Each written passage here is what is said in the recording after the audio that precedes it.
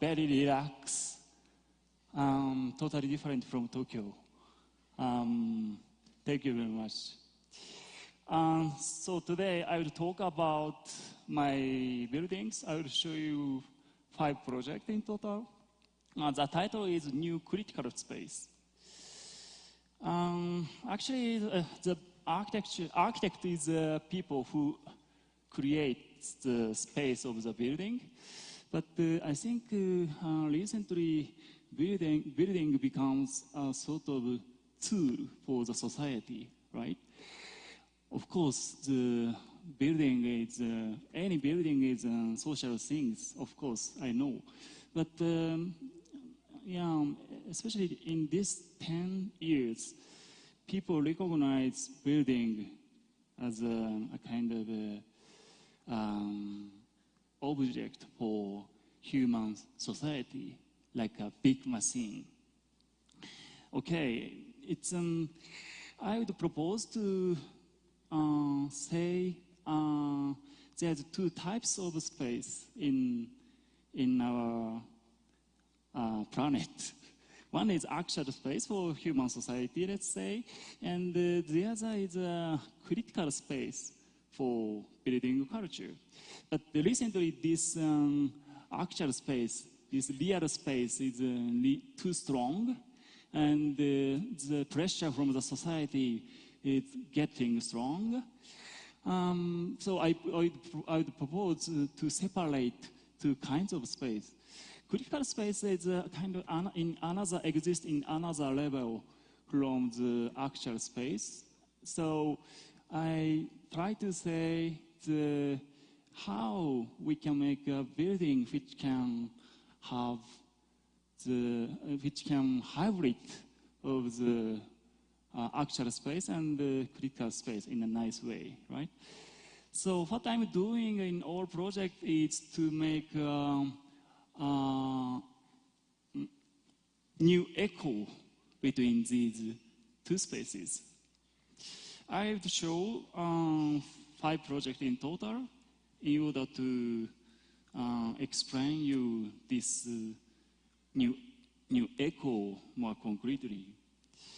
First project is in the weekend house near Tokyo. It's a 3 hours by car from Tokyo, weekend house. And what I did is to make a very high pilotis in the forest, in the middle of the forest. It has 6.5 meters. It's very high. It's like a 3-story building. Because in this area, which is it's in rainy season in June, July, they have a large amount of rainy season. So every building, every vernacular building has a sort of pilotis. We call it in Japanese takayuka. It has always 1 meter or 1.5 meter. And they use it for the machine space or sometimes garage for car and so on. So they use it for such things. But okay, I started like this. Okay, let's use this pilotis as a language of this building, but in a different way. It's not about for the machine or car. New space of the pilotis for the living in the nature. This is a plan, very simple. The ground floor is only semi-outdoor space, just a big bench and table and stairway. And second floor is also very simple, which has terrace and the dining, kitchen and the bedroom. But second floor is very, very low ceiling. I forgot to tell. It has only 1.7 meter in the bottom of the beam. So it's really like an attic space, very intimate space, in contrast to the pilotis space in underneath. So, but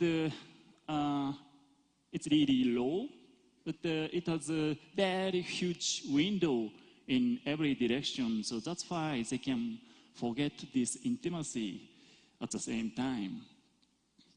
Okay, this is built in the forest. It has 6.5 meters height. for me, this height is really important because, yeah, in the process, I always develop the project in a model. I check the hundreds of models and compare with each other. And when I see the 5 meters or 7 meters, it's too low or it's too high. For example, the 5 meter looks, this space becomes very architectural. It's defined from the ceiling. Or when I see the 7 meters, I notice that this piloted space starts melting in the forest, right? So this proportion, 6.5 meters, is a kind of a in-between proportion which can coexist the nature and architecture. That's the important things.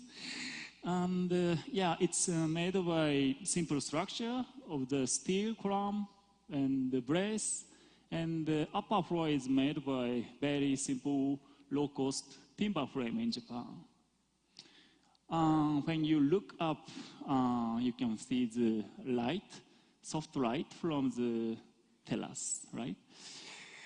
For me, the proportion of the pillar is important, and also the proportion of this beam was also so important. Imagine to make a concrete building like Corbusier or Lina Bobardi in a forest. I like Lina and Corbusier, but in such a nature, I think it's too strong. Somehow I try to find a good relation between this such an element and the branch and the leaves in the nature. So this proportion, it has only 38 millimeter as a beam. This continuity of the scale of the element is really important. Okay, so you can climb up just beside the tree like a monkey. And yeah, this is from the stairway.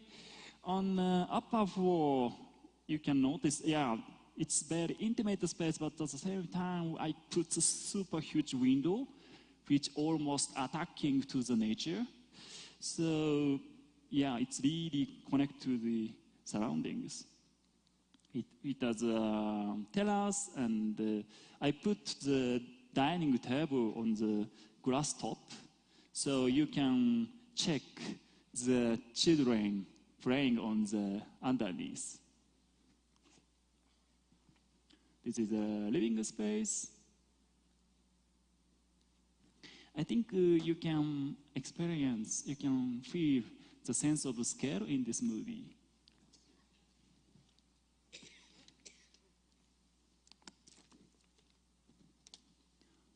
This is from the table and from the hammock.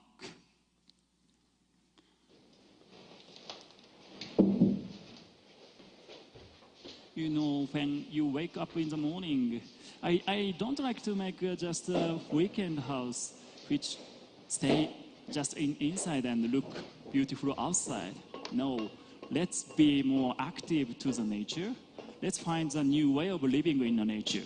So when you wake up in the morning, you make a breakfast with your friend and bring in underneath, and in the daytime, most of the daytime, you spend the time in this semi-outdoor space in the nature. Okay, so I will explain the 3 things in the important topic in my old project. One is proportion. I explained about the proportion of this piloted space or beams or column. Every element, the proportion of every element is really important to make a new relationship between building and nature, body and environment. And also gravity is one of the important topics. We are architects, we are not a magician, so we cannot erase the gravity itself. But I believe we architects can shift the sense of gravity of the space. In, for example, with the proportion or pitch of the beams and the proportion of the column, which shift the image of the gravity, right? And the last one is the time. Time is really important. Yeah, for example, the changing of the time in this space, or building has a sort of various type of material, so each material has a sort of time, or the purities, this architectural element, purity has plenty of time in history. I don't know when the human beings start to use the purity, but in a way, I'm really fascinated to this, the architectural element like purities, roof or window, which can have a lot of wisdom inside. It's plenty of time inside, right? I really like to think about such a long time or various type of time in building. I will show you the next project in Tokyo. It's a residential area in Tokyo, very small house. You know, in Tokyo, we were living in a super small site. In this building, it's Ikomazawa. It's a very nice area in Tokyo for the residents. And the size of the plot is only 66 square meters. This is the plan. Always the plan is simple. Ground floor is almost like one room. It's just a living room. And the upper floor is, I call it a study room, a washing space, and the bedroom with balcony in the south side. Very simple. But what I did is in a section. Always section is important. I did two things. One is to make a very high living room on the ground floor. It's almost like the last project in the Pilotino forest. In order to get much more sunlight in ground floor, because in Tokyo it's very crowded, it's so dense. So the ground level, the condition of the ground level is really difficult to keep it. So I make almost a kind of tolerant space, which has a very big scale as a living space. And second thing, this outline of the building, which has a gable roof, it's totally defined from the regulation. So this shape is same with the neighbors almost. So this high ceiling of the ground floor would create a very low upper floor, almost like an attic space, right? But a second thing I did in a section is to make a very, very sensitive floor. Actually, there's a gap between the beams, so almost like a deck, like a louver. I put the skylight on the top, so natural sunlight and wind is coming through this floor. Or from this study room, you can look down to the street through the floor. So, you know, the second story building, it has a very, very big division between underfloor and the upper floor, right? But in this project, I try to interact between the two floors. I checked the pitch of the floor with the leg of the daughter of the client. And the client asked me to make a wood building, but it's not interesting to use normal material like a cedar or so on. So I made a big research in all over the world. And finally, I could find this wood from Australia. It's a eucalyptus. It's a wood of koala, you know. Eucalyptus is super strong. It's really dense. It's very heavy. So in this area, it's a bit rich area. So another building has a brick or stone in the exterior wall. But somehow, this eucalyptus, if it's wood, but it looks almost like a brick, right? I like this two sense of material. It is wood, but at the same time, it looks heavy, almost like a brick. This is the facade of house in Komazawa. It's I took this in last year. It's already 7 years old. It's almost like a silver. So when the window opened, you can recognize this sensitive floor. This is a ground floor living space. I put this huge window, but this height was very important. This is 1.28 meters. It's like this.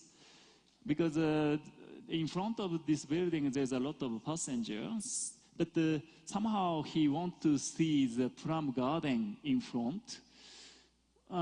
So this height, this tension from inside and outside was super important. And somehow I tried to find the proportion of this window. Very simple room, which is just a big window. Okay, you can recognize the wind and the sunlight is coming through from above. Here is a study room. From the study room, you can look down to the living room. Or this is a daughter's space. There's a lot of stuff from her. And you can see a bit, maybe you cannot see, but there's a street here. So when passenger or car pass through in front of this house, even if this is very private and intimate space, but immediately you can feel and experience the public space in outside of the house through this sensitive floor. So this is private, but at the same time, it's totally open to the public.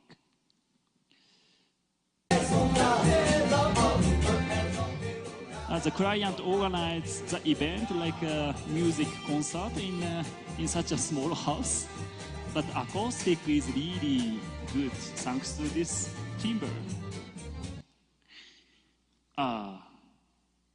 Unfortunately, I can show you only 5 projects today, so please check the clocks. It's published in 3 months ago.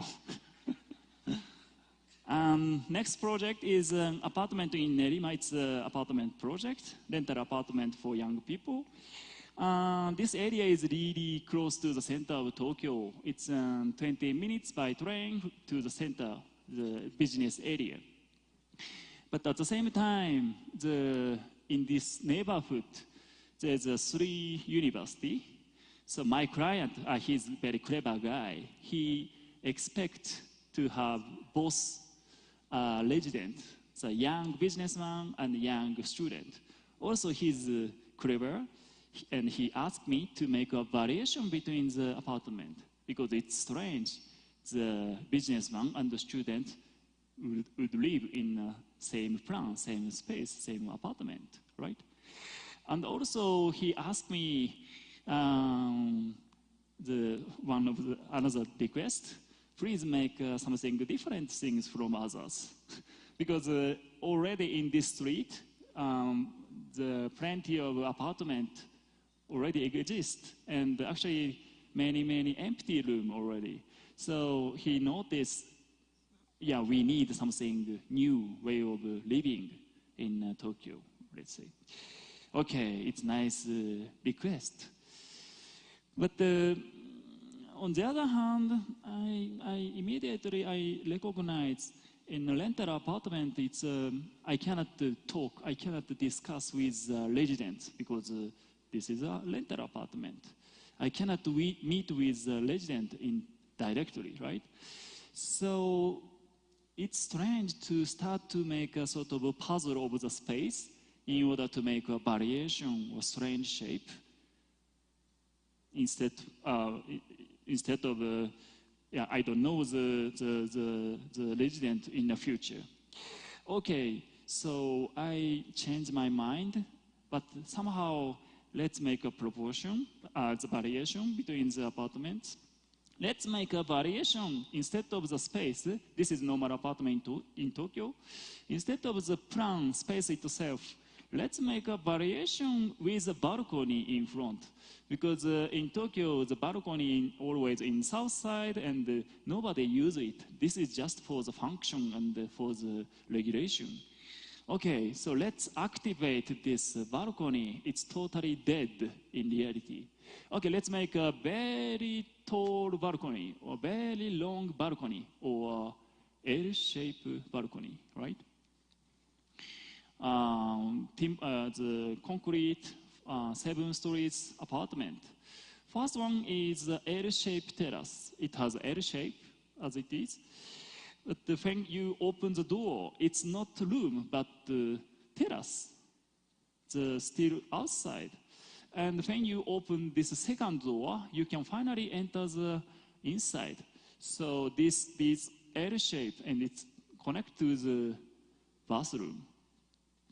So from inside, this balcony, L-shaped balcony would work as a buffer zone between inside and outside. So you don't have to put the curtain in this window because it's enough gap between the city and the inside, right? And next one is a tall terrace type. The space itself is very small, like 10 square meter and 3 stories and so on.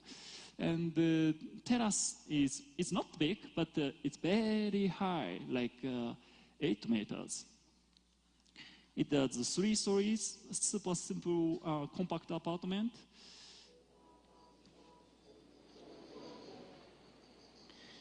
So, for example, he used the first floor as a kitchen and working space, and terrace in front. This is a working space and there's a stairway.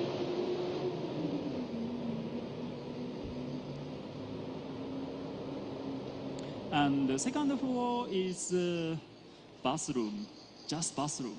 So on the floor, I put the bathtub and the toilet directly. So you can enjoy the bath time just beside the tree on the terrace. And the top floor is only bedroom.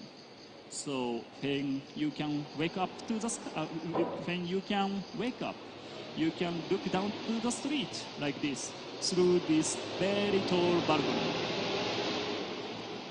So thanks to such a various type of balcony, various proportion of the balcony terrace, every residence can have a various way of connect to the surroundings. When you wake up, you can look down to the street like this, or when you eat in the breakfast, you can look up to the sky, right?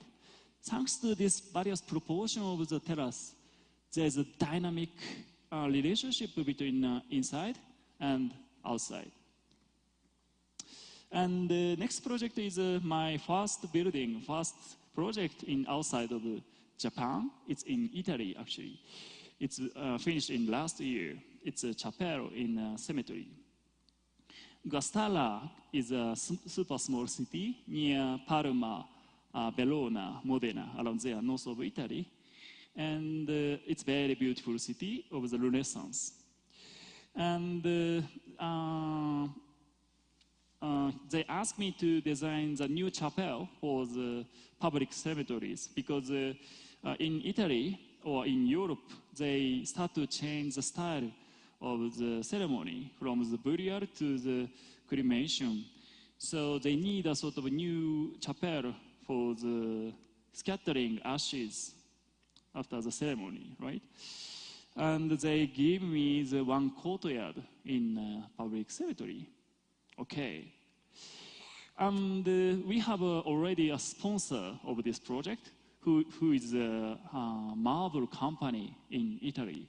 And the guy gave me the 2.5 massive stone, massive marble. For Japanese, it's really impressive to make something space in with stone because we have a tradition of the wood. Okay, so let's make a space only made by stone. Okay, we have some references. One is, of course, cave. I like cave because it's really protected, but at the same time, it's connected directly to the outside. So it's protected, but totally open, right? And I like also this combination, especially we can see in Europe, in castle and so on. There is a niche in the wall, and they put a bench and a window. So this is a set of the element besides the window. I like it very much. And in Italy, especially in Italy, on the facade of the chapel, they have this element called nicchia facciata. This is a half dome-shaped niche on the facade, and they put the statue in the middle.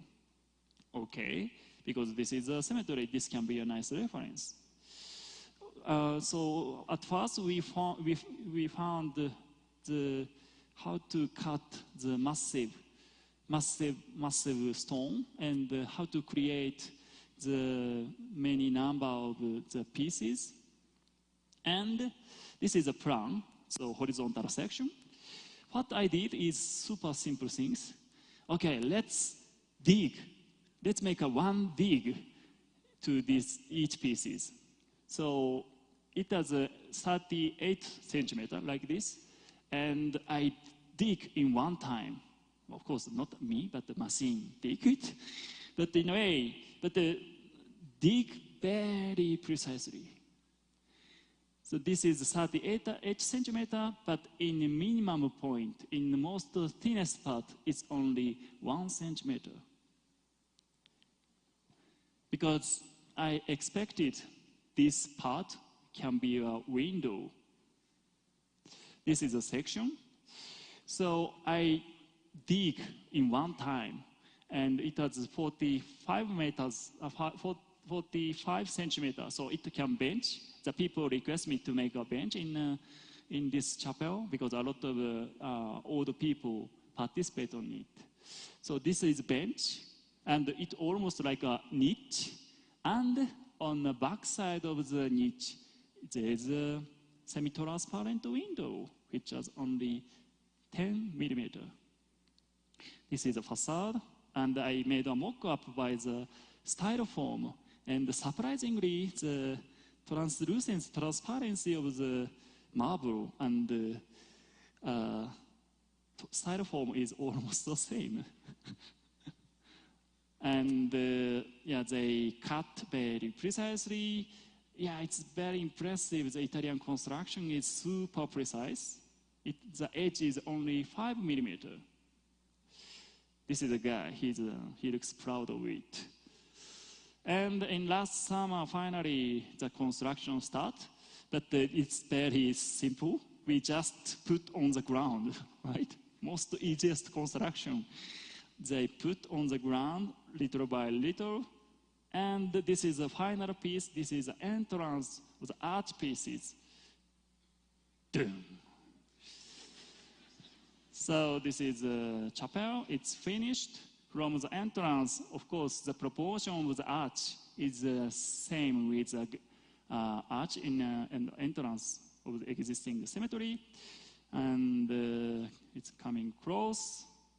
And you can recognize the semi-transparent light. And in the changing of the time, the sunlight is always, of course, changing. So all the time, the brightest part is changing in every hour, right? So this is a bench, niche, and window.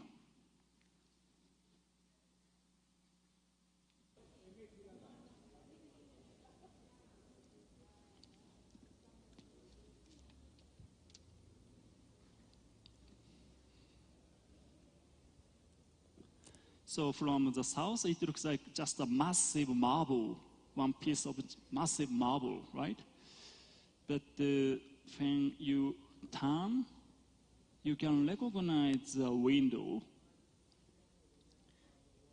I'm happy some Italian people says it looks like a Japanese paper is semi-transparency. This is from the north. So this is in the morning, so you can recognize this part. The west part is the most brightest now. And also south part.